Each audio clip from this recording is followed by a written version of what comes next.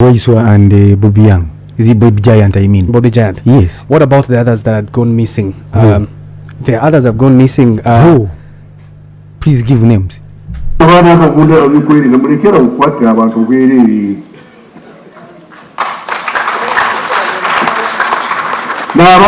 bwe poliisi bw'ababaje bw'ogenda kukwata omuntu sooka omanye tayinaaki gye tuyita prima facie case ayid'omusango. It becomes a subject of discussion again. Doesn't it worry you that people go missing and then even after... They are not missing. Even for court. It's done by the police of Uganda or Uganda Police Force, not the Updf. And so you can't make me Director of Information in Defense to discuss people that have been arraigned in court by the police force.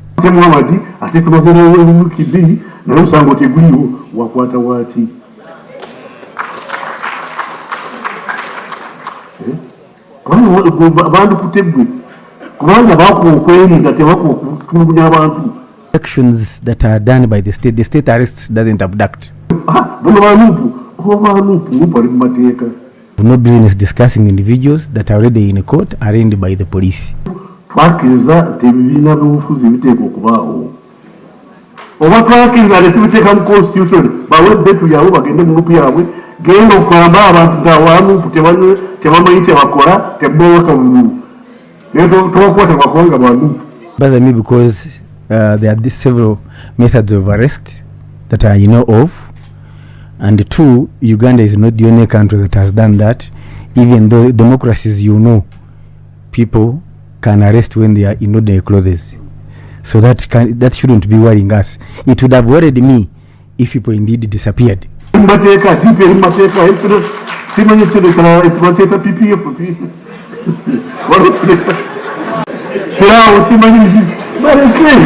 But once their address has been established or their whereabouts and they are in hands of government agencies, we rest.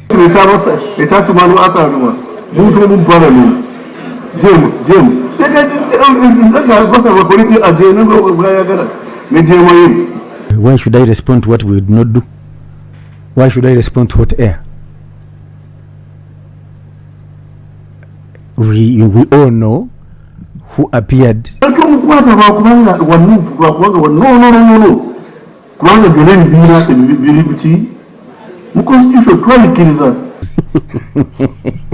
I don't understand you.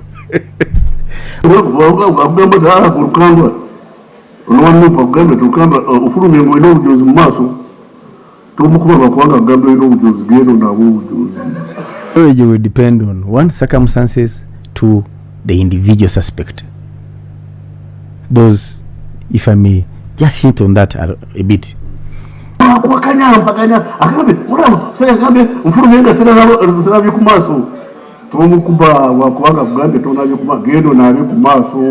have no right to say that's not for me. I should be banned.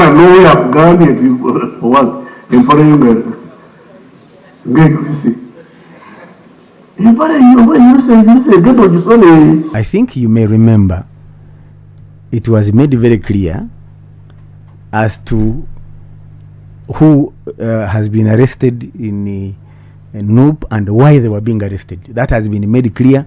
It's not targeting them because they are opposition, and you and I know that there are many opposition parties in this country now. Please. Mama security, why are you the police has him on the list. I don't know. That's why I told you are hazarding me in an arena which is not mine.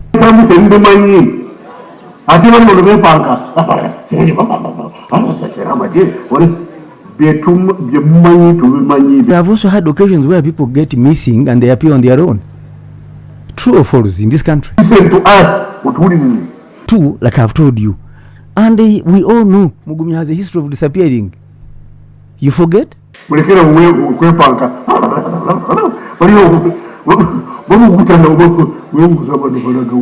So it's not new. The point I'm making, you cannot ask the UPDF to account for somebody who has disappeared from inside the country. Uganda yaliwo tetuliwo kweringa wetuli egenda kubaawo nga tufudde. I've told you Mugumya disappeared before Bobby Giant. True or false? To us, if somebody has threatened his life, then it becomes a matter of the Uganda Police Force. As what bread? How come you are giving Rukwago meat and Chikire chicken? Say, treat us fairly. But if you are outside, nobody will listen to you. And this goes for all episodes in political struggle, including the struggle of SCJ. That SCJ should be tried in a court, condemned or absorbed, is a right. It's a right. So why not you? The department falls under you. DPP is under Chwanuka. Honestly, keeping a man in jail for 8 months, and you say he's guilty. You've not told us what it is. Tell us. Yes, I know he could be guilty as hell, but for as long as we don't know what he has done or not done, for us as laymen, in the court of public opinion, he's innocent. In the court of public opinion, he's innocent until you present him before us and you tell us what he has done. And all the others. No citizen should be incarcerated without fair trial. I've told you this. You may hate me, you may like it. That's up to you. Far as I'm concerned, nothing lost, nothing gained. Bye-bye.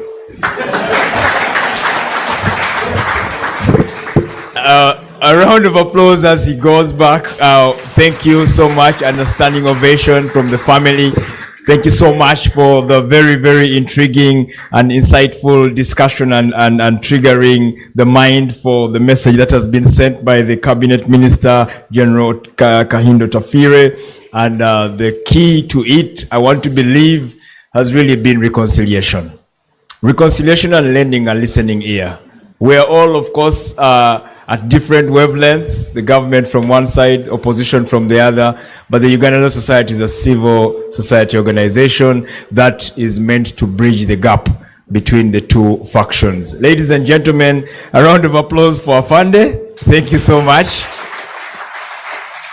It has come to the time when we need to listen to the individual that has been referenced to by almost all the speakers. The Attorney General is in the house. I must repeat, he is in representation of His Excellency, the President of the Republic of Uganda.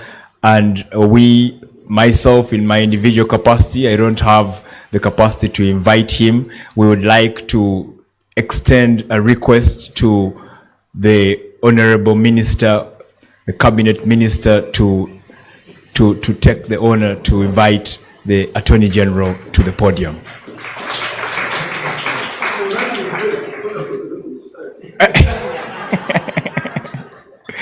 We shall consider. We shall consider, sir. I want my instruction fees. The Vice President has had, and the President as well. And I want them up front. You know, one of my sons is a lawyer and he has specialized in criminal law. So he was telling his brother, he said, no, when somebody comes to you and says he has committed a crime and is being charged, he said, ask first question, you ask him, did you do it? If he says he didn't do it, tell him, look for another lawyer. If he says he did it, you say, yes, I'll represent you. Say, do you know why? Say, yeah. You say instruction fees and upfront. Because when you're looked up, I will not chase you. So you give me my money up front, because as a lawyer, when we go to court, I don't know whether we'll win or lose. So yeah, Honorable Chiriowa Chiwanuka, representing His Excellency the President, this is my singular honor to invite you to come and address us. I thank you.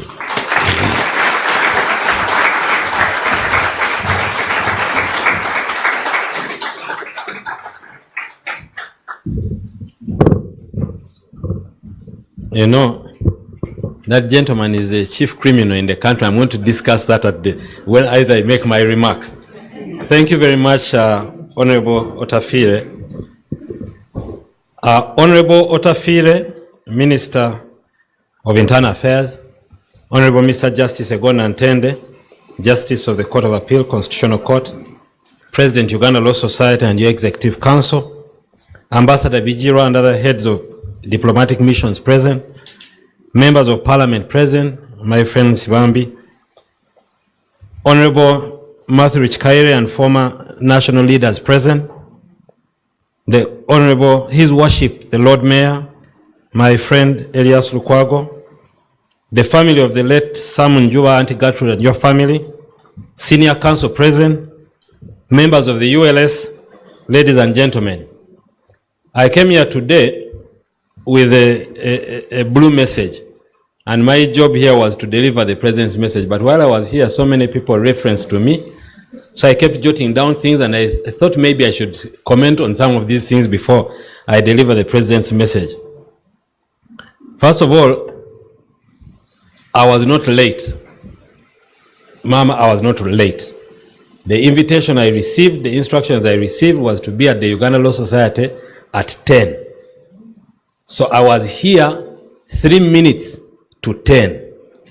So when I had members saying I missed the reading and the program, unlike Justice Egona Ntende, you are lucky you had the program, I didn't have it. So I just came at 10. So colleagues and Mama, I was not late, and I don't want my boss to think that I was given instruction and I did not comply. I have personally known I personally knew the late Sam Juma, both professionally and also by family. All of you spoke about him, but one thing you did not talk about, I think some people talked about the football, the one that he played, but he was also a football administrator. And that is something that no one seems to talk about. He was chairman of our beloved Express, which in our, we call Mukwano Gwabanji. He was chairman of Express until he went into exile in 1980. We are part of Express. I work at Express currently with Henry in Juba. So that is something that should be put in the record. He was not all play, he was also, I was actually pleased to learn that he was an ardent golfer, so it looks like we shared a lot more than I knew.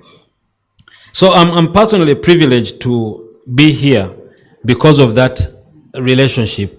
And I think God made that decision that I'll be here to deliver this message, because the President was attending IPOD, that's where they are right now. So I got lucky. So Auntie Gertrude, your contribution to the struggle and to the rule of law is not questionable. And therefore you are well within your right to say that you are actually correctly placed on this endowment fund. So I went to school with Sam and Henry. The times that Auntie Gertrude is speaking of, we were with Sam and Henry in Budo. We were in school. Okay, I didn't have to say in Budo, we were in school. So, yeah, I'm sure you would understand what I meant. So when we were in school, we were together. And by all this time, we did not know they were children of two rebels. All this time we were in school, both of the parents were rebels, together with the Honorable Kaindo Tafir. So we didn't know. They were very humble, very, very humble people. And even when Honorable Njuba and Gertrude came back, the humility in the Njuba family is commendable.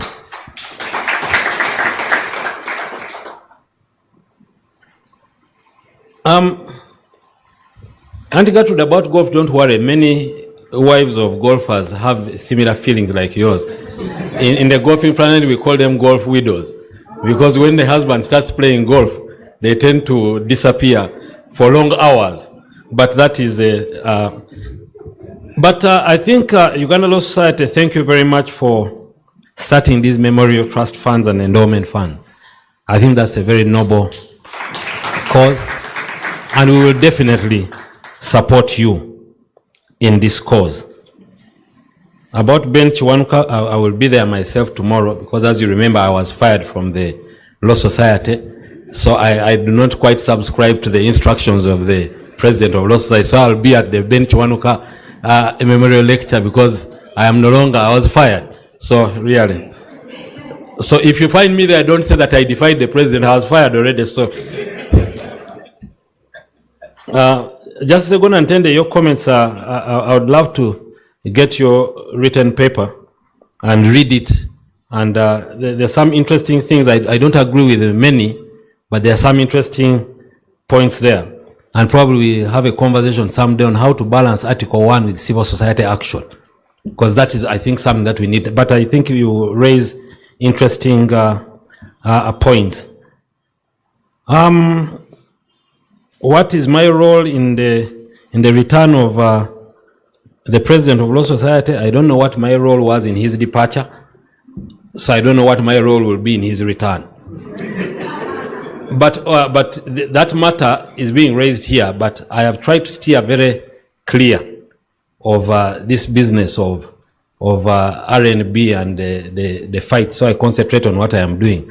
So unless you really think I have some role I could play, I'd rather stay in my small corner where I was and not really disturb the radical new bar, so that I stay there and stay here and I do my work.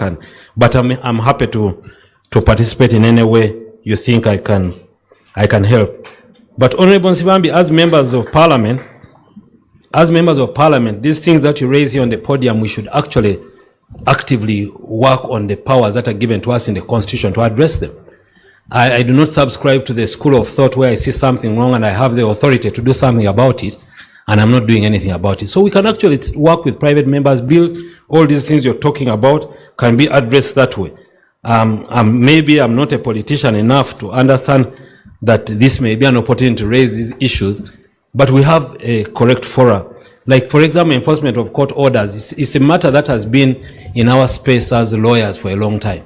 The question is, how do you balance the two interests when a court order is misused and when a court order is being properly done? So I think what we need to find is what is the middle ground. For example, in land, you'll find people misusing court orders and evicting people. Now, those people have to be protected. So it's a neat balance that we need to sit down and talk about. And fortunately, all of us are talking about the issue of dialogue. What is it that we are not doing right, which we can correct? How can I correct it? So when they tell me that they are misusing court orders, like General Otafire said, yes, we know that the process is laborious. What do you think we can do to make it better? That is how you can help us in the executive to get our issues correct. Honorable Bijura, you have noted your comments, and we thank you very much for your contribution to the motherland. Lord Mayor, I think I've answered your major question. The other issues you've sent to me directly, what is the role in the return of the president? You can guide me.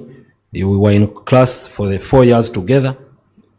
We studied under the same lectures, same lecturers. We know the same law. If you know a section that I can use as Attorney General, please share with me and I'll be happy to use it. So the other issues that have been raised are correct. We really do not want to go back to where we were. I think Honorable Otafire summarized what our thinking is. None of us Ugandan want to go back to where they found us. So we need to work together to get to where we want to get. Of course, Honorable Otafire, like I told you, is the chief criminal. Because for me, in the Constitution, they told me that everyone who wants to sue government sues the Attorney General. I think we should make an amendment